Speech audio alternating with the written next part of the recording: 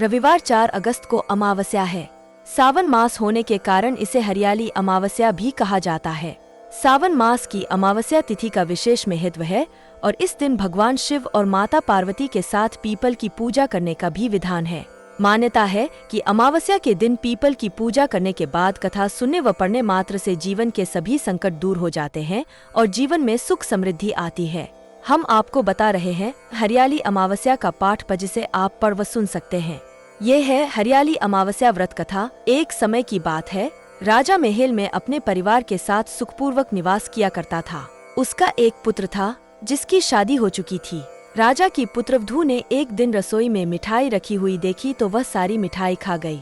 जब उससे पूछा गया कि सारी मिठाई कहाँ गई तो उसने कहा, सारी मिठाई तो चूहे खा गए। पुत्रवधू की यह बात चूहों ने सुन ली और वे इस गलत आरोप को सुनकर अत्यंत क्रोधित हुए।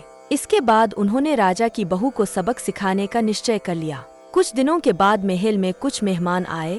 चूहों ने सोचा कि यह अच्छा मौका है राजा की पुत्रवधू को सबक सिखाने का। बदला लेने के लिए चूहों ने बहू की साड़ी चुराई और उसे जाकर अतिथि के कमरे में रख दी। जब सुबह सेवकों और अन्य लोगों ने उस साड़ी को वहां पर देखा तो लोग राजा की बहू के चरित्र के बारे में बात करने लगे। यह बात जंगल में आग की तरह पूरे गांव में फैल गई। जब यह बात राजा के कानों तक पहुंची तो उसने अपनी पुत्रवधू के चरित्र पर शक करते हुए उसे महल से निकाल दिया। राजा की बहू महल से निकलकर एक झोपड़ी में रहने लगी और नियमित रूप से पीपल के एक वृक्ष के नीचे दीपक जलाने लगी। इसके साथ ही वह पूजा करके गुड़धानी का भोग लगाकर लोगों में प्रसाद वितरित करने लगी।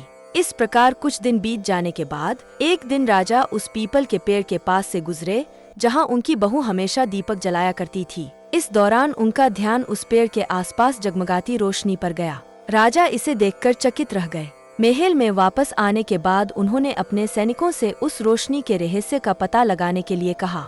सैनिक राजा की बात मानकर उस पेड़ के पास चले गए। वहाँ पर उन्होंने देखा कि दीपक आपस में बात कर रहे थे। सभी दीपक अपनी अपनी कहानी बता रहे थे। तभी एक दीपक बोला, राजा के महल से हूँ।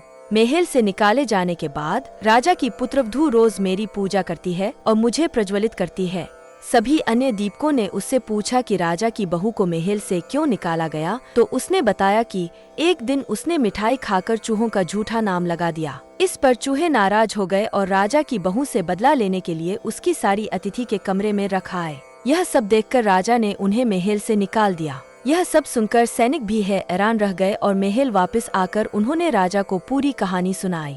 यह सुनकर राजा को अपनी गलती का एहसास हुआ और उसने अपनी पुत्रवधू को महल में वापस बुला लिया। इस प्रकार पीपल के पेड़ की नियमित पूजा करने का फल राजा की बहू को मिला और वह अपना जीवन आराम से व्यतीत करने लगी।